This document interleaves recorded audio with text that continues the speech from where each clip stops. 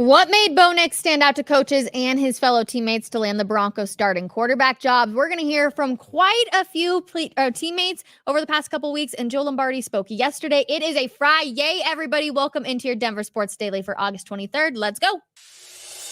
Taking you through your morning headlines, it's Denver Sports Daily with Rachel V. Hill.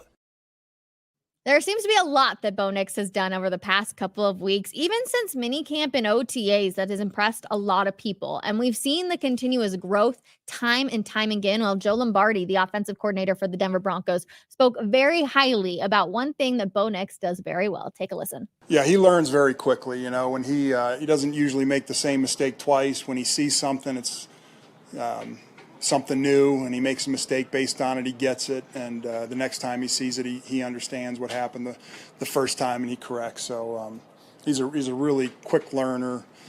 You know, I think the coach's kid thing gets overplayed sometimes, but I mean, he's kind of the epitome of that. He loves football, and you know, he studies it and learns from every rep he gets. Now, here's the good thing. Joe Lombardi is not just saying that he's a fast learner because he's all of a sudden been named the starter. Mike McGlinchey said the exact same thing about Bo Nix a few weeks ago when he was asked about him. Take a listen. He's learned fast on the job, and he's a very competitive dude, and he takes a lot of pride in not screwing things up, or if he does once, he's not going to do it again. He takes the little small details, such as like the cadence. You know, it's tough when he's always coming out, asking me, asking the rest of us, hey, how can I do that better? How can I do this better? Bo's been an impressive person in our locker room, both as a player. I think he's picking things up incredibly fast and doing a great job. But as a competitor and as a teammate, he's done a great job too. So I think Bo's on the right track. I think he's gonna take the coaching that he's gonna get. He's got some of the best in the world helping him out, and I think he's going to do great things for us. Now, honestly, I could have shown you probably 5 videos of Mike McGlinchey talking about Bo Nix, which essentially is what led me to think that Bo Nix was going to be named the starter. A guy like Mike McGlinchey, a veteran in the league, a guy that is so well respected, is giving so much praise to a rookie quarterback. It was a no-brainer, it felt like, from all of the things that Mike McGlinchey has said. And you have to go back to the Joe Lombardi video, too, of just he never really repeats the same mistake twice. And I feel like we are seeing that as he constantly improves and he's never complacent. Yeah, he's been named the starter now, but I know that is not where he wants to be. He wants to be a Super Bowl champion. And hopefully one day we are talking about that. But so he's smart. He's got the, ideal, let's go out there mentality and do the best we can and never stop. But he's also fast. And Jonas Griffith touched on that last week as well. Take a listen. A lot. I didn't realize how fast he was. It's kind of crazy because he had a scramble and he was running, I think it was a few days ago. And I was like, whoa, he's kind of fast. And I consider myself a fast guy. But, he's not as fast as me, but he's pretty fast. We've all seen him be fast. We've seen him use his legs. That's another reason that Broncos country is falling in love with the rookie quarterback, because he's smart. He's got a good head on his shoulders. He's fast. And then last one, I promise, because I know we've spent a lot of time this week talking about Bo Nix, but Broncos country is excited, but he's actually helping other guys around him as well. So he's a really good communicator. And Jaleel McLaughlin spoke on how the rookie is in fact helping him this year. Take a listen. Oh man, he's very mature. Very mature. I would say he's teaching me things as well. So I think that, that's just a testament of who that guy is in Bo. And, he's a hard worker, focused, laser sharp. So it's fun. It's fun back there with him. Like, what is he teaching you specifically? I won't go into specifics, but it's a lot of different things in my route running that he's been teaching me. Denver Broncos coaching staff is obviously led by Sean Payton, one of just 7 active NFL head coaches with a Super Bowl win. However, that occurred back in 2009 with the New Orleans Saints, and it seems like Payton is getting penalized for it happening 15 years ago. A USA Today list earlier this summer had Payton as just the 16th best NFL coach. On Thursday, ESPN took it one step further. They ranked all 32 coaching staffs and had the Broncos shockingly low at number 23 in the league. However, the headline is slightly misleading, as the author Ben Solak didn't account for special teams coordinators or positional coaches as well. So I feel like to say coaching staff is a little harsh if you don't include all of those guys.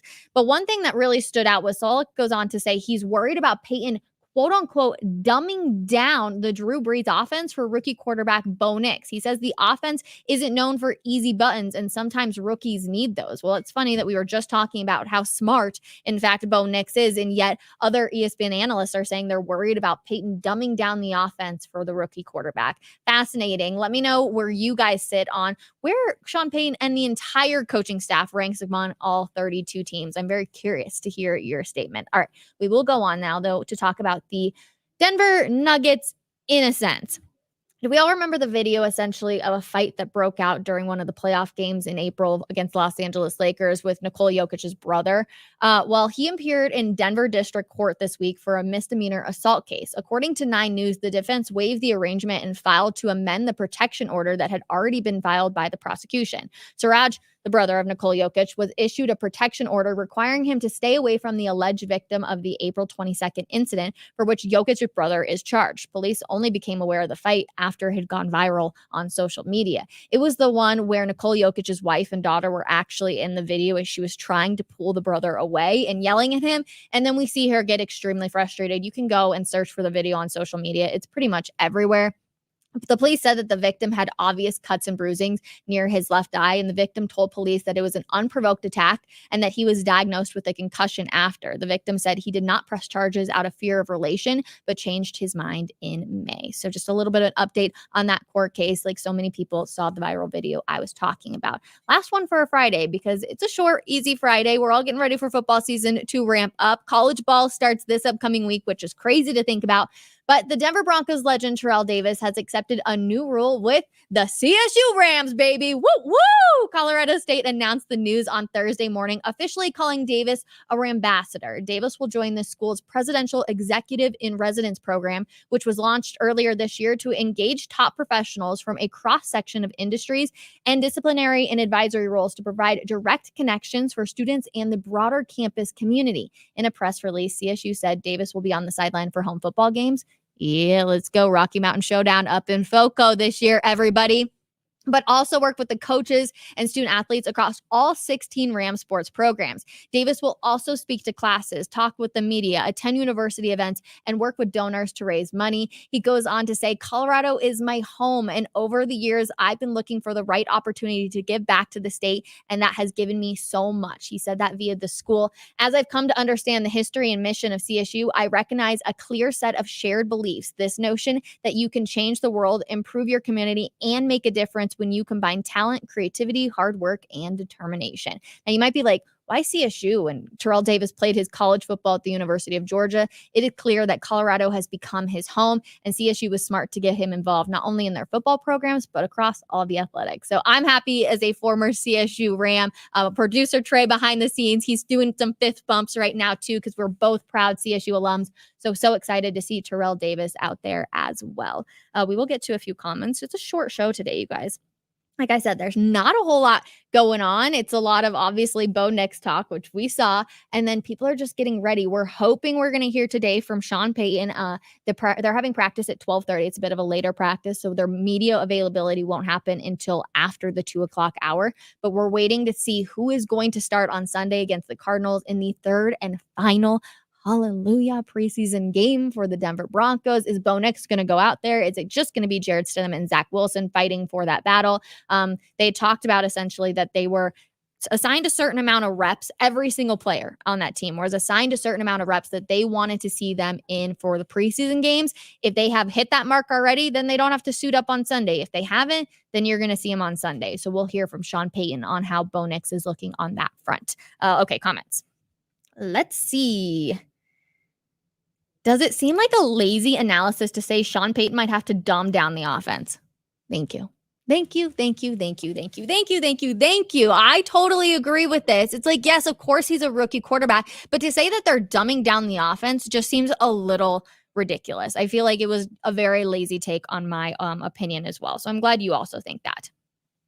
Yada, yada, just another national media thing to talk about.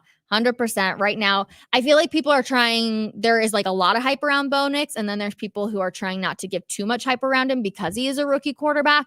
We're going to see where they fall in the middle. We were just talking to somebody here who works at the station, and they were like, how are the Broncos going to look this year? And I'm like, they're still probably going to win 7 or 8 games.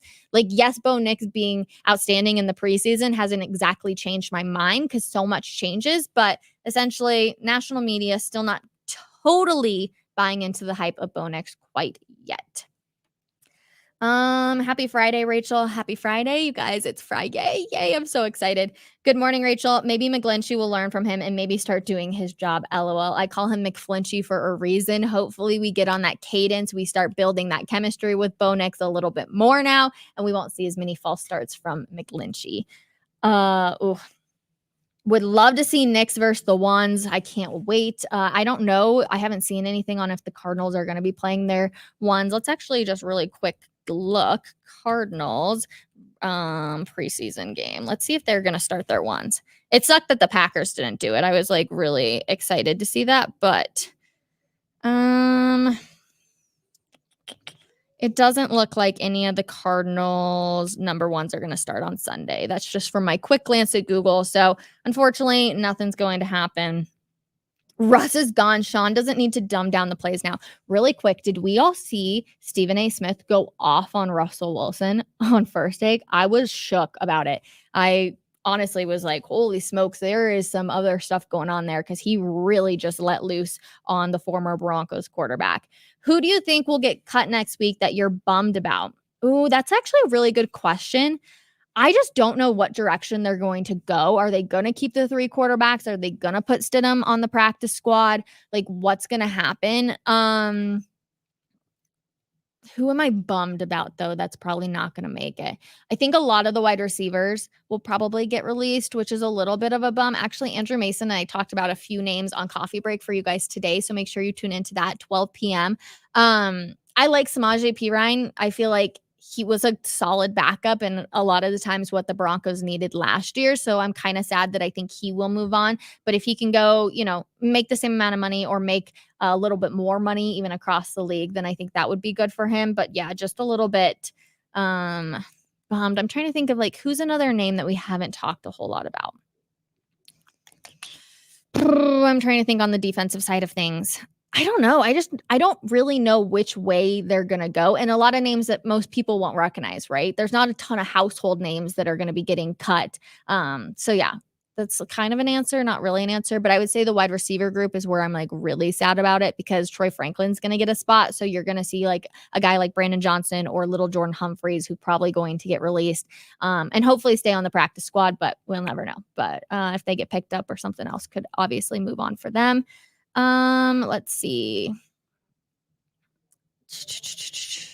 Dun, dun, dun.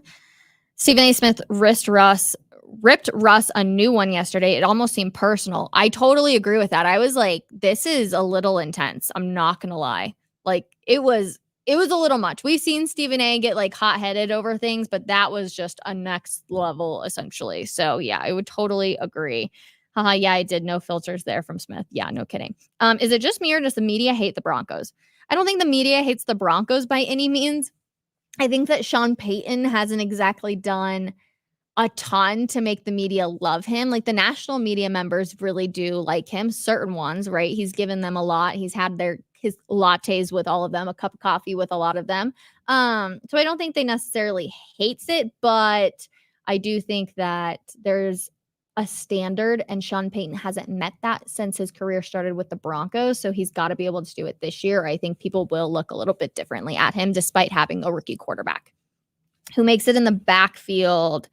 Okay, so you're having Javonte for sure. Audric Estime is going to make it. I think Blake Watson possibly is going to make it. I think he might make the cut. He could also go on the practice squad, and I don't think anybody would pick him up. So he's kind of one of those guys that's just teetering on the line, but he's been really solid out at camp and in preseason. And then Jaleel McLaughlin, of course, will make it as well. So a little bit of thunder and lightning in there. I always like to use that analogy when it comes to the running back room. So Javonte will be your starter, and then you'll have Jaleel following back behind him, and then Audric Estime, who can kind of be a pounded guy on third down sort of stuff. So yeah, that gives you a little bit. I will be curious. to see what ends up happening. Tyler Batty, I just don't think it's going to happen. He's made some really good plays. I just don't think that they have enough wiggle room on this roster to see him make it. So I think Blake Watson would get the tip of the hat before we would see Tyler Batty, but I could also be wrong. Definitely tune in. Like I said, Coffee Break, we go over a lot of different names that people, myself and Mace, think will make the cut and who will not make the cut next week. Tuesday is going to come sooner rather than later, which is so crazy to think about. Training camp flew by, but you guys, that's going to do it for me today. I appreciate you guys so freaking much. You have no idea. I love talking ball with you. I love talking sports with all of you. So excited for everything to get rolling here with our third preseason game on Sunday, the final one. But that is going to do it for me. So have a wonderful weekend. We will see you back here Monday, 10 a.m. for another episode of Denver Sports Daily. Have a wonderful weekend, everybody. Bye.